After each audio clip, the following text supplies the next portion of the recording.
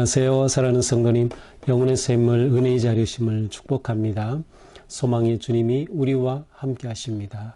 우리와 함께 하시는 주님을 찬양합니다. 기도합시다. 주님의 그 크신 사랑에 감사드립니다. 저희를 사랑하셔서 독생자들을 아끼지 않으시고 내어주신 하나님, 그 사랑을 생각하면 저희들은 너무도 부끄럽고 주님의 그 크신 사랑과 은혜 앞에 작을 뿐입니다.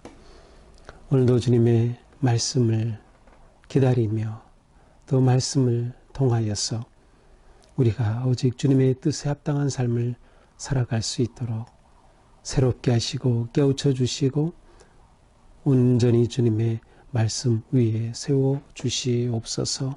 예수님 이름으로 기도합니다. 아멘. 오늘 말씀은 호세아서 10장 1절에서 15절입니다. 이스라엘은 열매 맺는 무성한 포도나무라. 그 열매가 많을수록 제단을 많게 하며 그 땅이 번영할수록 주상을 아름답게 하도다. 그들이 두 마음을 품었으니 이제 벌을 받을 것이라. 하나님이 그 제단을 쳐서 깨뜨리시며 그 주상을 허시리라. 그들이 이제 이르기를 우리가 여호와를 두려워하지 아니하므로 우리에게 왕이 없거니와 왕이 우리를 위하여 무엇을 하리요 하리로다. 그들이 헛된 말을 내며 거짓 맹세로 언약을 세우니 그 재판이 바디랑에 돋는 독초 같으리로다. 사마리아 주민이 베다웬의 송아지로 말미암아 두려워할 것이라. 그 백성이 슬퍼하며 그것을 기뻐하던 제사장들도 슬퍼하리니 이는 그의 영광이 떠나가며 그 송아지는 낫수르로 옮겨다가 예물로 야렙 왕에게 드리리니 에브라임은 수치를 받을 것이요 이스라엘은 자기들의 계책을 부끄러워할 것이며 사마리아 왕은 물 위에 있는 거품같이 멸망할 것이며 이스라엘의 죄 곧 아웬의 산당은 파괴되어 가시와 찔레가 그 제단 위에 날 것이니 그때에 그들이 산더러 우리를 가리라 할 것이요 작은 산더러 우리 위에 무너지리라 하리라. 이스라엘아, 내가 기브아 시대부터 범죄하더니 지금까지 죄를 짓는구나. 그러니 범죄한 자손들에 대한 전쟁이 어찌 기브아에서 일어나지 않겠느냐. 내가 원하는 때에 그들을 징계하리니 그들이 두 가지 죄에 걸릴 때에 만민이 모여서 그들을 치리라. 에브라임은 마치 길들의 남소 같아서 곡식 밟기를 좋아하나 내가 그의 아름다운 목에 멍에를 메우고 에브라임 위에 사람을 태우리니 유다가 밭을 갈고 야곱이 흙덩이를 깨뜨리리라. 너희가 자기를 위하여 공의를 심고 인애를 거두라. 너희 묵은 땅을 기경하라. 지금이 곧 여호와를 찾을 때니 마침내 여호와께서 오사 공의를 비처럼 너희에게 내시리라. 너희는 악을 밭가라 죄를 거두고 거짓 열매를 먹었나니 이는 내가 내 길과 내 용사의 많음을 의뢰하였습니다. 그러므로 너희 백성 중에 요란함이 일어나며 내 산성들이 다 무너지되 살만이 전쟁의 날에 베다웬을 무너뜨린 것 같이 될 것이라. 그때의 어머니와 자식이 함께 부서졌도다. 너희의 큰 악으로 말미암아 베델이 같이 너희에게 행하리니 이스라엘 왕이 새벽에 정령 망하리로다. 아멘. 계속해서 호세아를 통하여서 하나님의 심판이 경고되고 있습니다. 이스라엘은 원래 하나님께서 너무도 사랑하시고 택하신 열매 맺는 무성한 포도나무와 같았어요. 자, 포도나무에 맺힌 그 포도송이를 보면 정말 탐스럽죠. 자, 이렇게 하나님의 사랑을 받은 그들이 무성한 포도나무가 되어서 많은 포도를 거두고 무성하여지면 그만큼 하나님을 예배하고 하나님께 감사하며 하나님을 경배해야 될 텐데 거꾸로 갔어요. 그렇게 무성할수록 오히려 이방의 제단만 더 높이 쌓는 겁니다. 그리고 번영할수록 주상을 아름답게 해요. 기둥을 세우고 그것에 절하며 이방 신상에 절하는 그것에 더 치장을 하고 더 힘을 기울이는 거예요. 이게 잘 되면 잘 될수록 하나님께로 와야 되는데 오히려 잘 될수록 하나님을 벗어나고 떠나간 그들의 모습을 책망하는 겁니다. 이렇게 그들은 두 마음을 품었어요. 하나님의 택함 받은 백성으로서 하나님의 은혜를 입은 자로서 하나님을 하나님 여호와 하나님이라고 부르는 것 같더니 그 마음이 갈라져서 이방 신을 섬기고 우상을 섬기는 그러한 두 마음이 되고 말았습니다. 자, 두 마음을 품은 그들, 하나님께서 벌을 내시리는 겁니다. 따라서 하나님께서는 그들의 마음을 뺏어온 그 주상을 깨뜨리고 그 우상을 다 허물어 버리시겠다는 것이죠. 이렇게 두 마음을 품었다는 것은 다시 말하면 하나도 제대로 품은 게 없는 거예요. 또 다시 말하면 진정한 왕이 그들에겐 없는 겁니다. 두 마음을 품었어요. 왕은 오직 한 분이 있어야 되죠. 그런데 두 마음을 품어서 왕이 없는 겁니다. 그러나 이렇게 하나님께서 그들을 벌하실 때 그들이 말합니다. 3절 우리가 여호와를 두려워하지 아니하므로, 이것은 우리가 여호와를 두려운 줄 모르고 살았습니다. 우리는 임금도 모시지 않고 살았습니다. 하나님이 왕이신데 하나님 모시지 않고 살았어요. 그런데 왕이 우리를 위하여 무엇을 하리요? 그러나 지금 우리에게 임금이 생긴들 우리는 어떻게 하겠습니까? 라는 그들의 호소입니다. 여호와를 두려워하지 아니함, 이것이고 두 마음의 원인인 것이죠. 하나님을 두려워하고 하나님을 향한 마음을 지켜야 할 텐데 여호와를 두려워하지 아니함으로 그들의 마음이 나눠지고 말았어요. 그들의 말은 다 헛된 말이죠. 거짓 맹세가 되죠. 그들의 세운 언약은 다 무의미한 것이었어요. 하나님 앞에 그들이 말했던 그거, 고백했던 그거 다 무의미한 것이 되어서 마치 밭위랑에 돋는 독초와 같은 그러한 무의미하고 악한 것이 되고 말았어요. 이러한 그들을 향해 하나님의 심판의 경고 메시지가 계속 선포됩니다. 사마리아 주민이 베다웬의 송아지로 말미암아 두려워할 것이라. 그 백성이 슬퍼하며 그것을 기뻐하던 제사장도 슬퍼할 것이다. 사마리아 주민이 베다웬의 송아지, 그들이 베다웬 곧 베델과 단에 세웠던 산당들이었죠. 거기 세운 그 송아지, 어제 본문에서 나왔죠. 바로 그 송아지 하나님께서 다 무너뜨리시는 거예요. 백성들의 마음은 슬픔으로 가득하고 거짓 제사장들도 다 슬픔 가운데 빠지게 되는 것이죠. 이는 그의 영광이 떠나갔다. 그들이 섬겼던 그 우상의 영광 아무것도 아닌 거예요. 다 사라지고 마는 것이죠. 더군다나 그 송아지는 옮겨서 어디로? 아수르에다 갖다 예물로 바쳐요. 그렇다고 해서 아수르가 그것을 예물로 받고 이스라엘을 잘 대주었느냐? 오히려 에브라임에게 대가로 오는 것은 수치일 뿐입니다.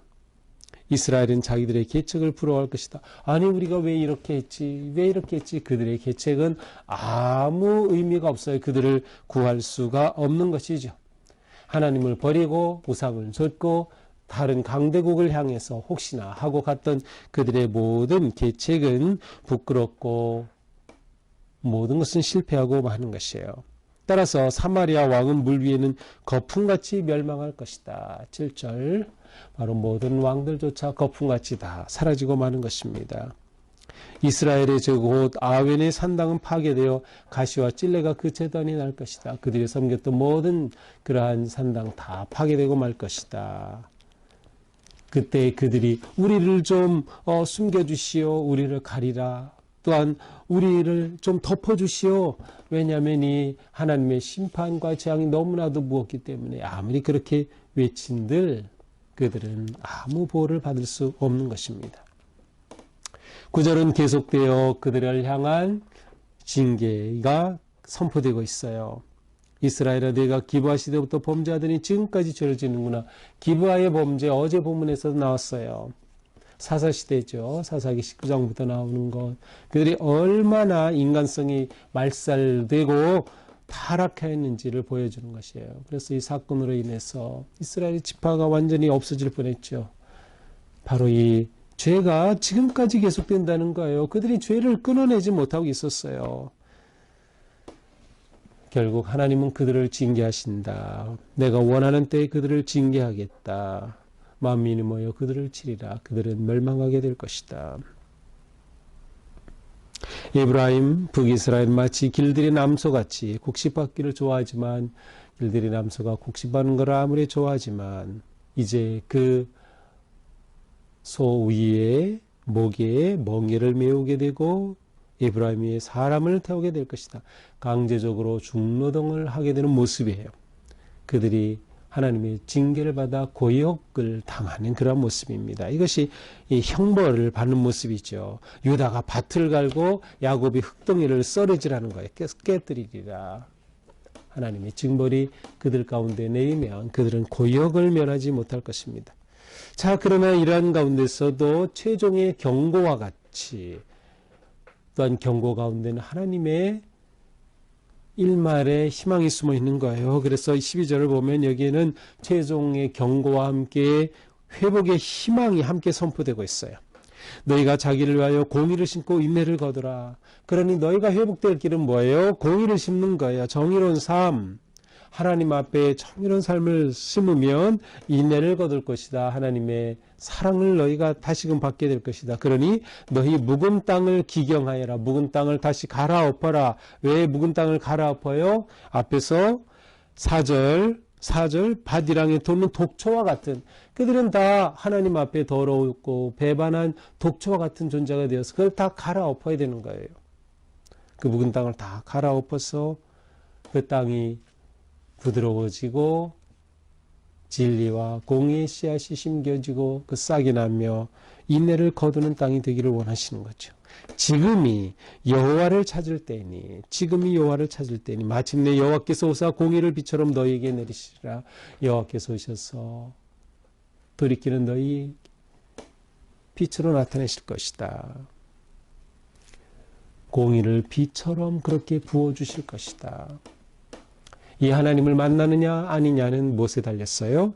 그들이 묵은 땅을 기경하는 것, 회개하는 것, 완전히 마음 밭을 갈아엎는 겁니다. 그러니까 우리가 살 길은 항상 회개에 있음을 알 수 있어요. 신앙생활은 끊임없는 회개의 삶입니다.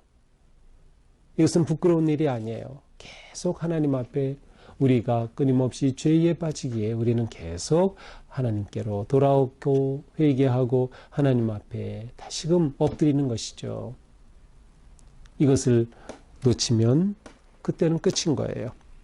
너희는 악을 밭갈아 죄를 거두고 거짓 열매를 먹었나니 이는 내가 네 길과 네 용사의 많음을 의뢰했습니다. 그러나 지금까지 너희들은 어떻게 했어요? 그들의 군사력을 의지했어요. 용사의 많음. 또 자기의 길을 갔어요. 하나님의 뜻을 묻지 않았어요. 그렇게 악을 밭을 갈아엎듯이 악을 갈아엎고 그곳에 거짓의 씨앗을 뿌려 거짓의 열매를 거두었다는 거죠. 그러나 지금 돌이킨다면 지금이 바로 그때다. 지금이 여호와를 찾을 때다. 지금이 묵은 땅을 기경할 때다. 이 때를 놓치지 말아라.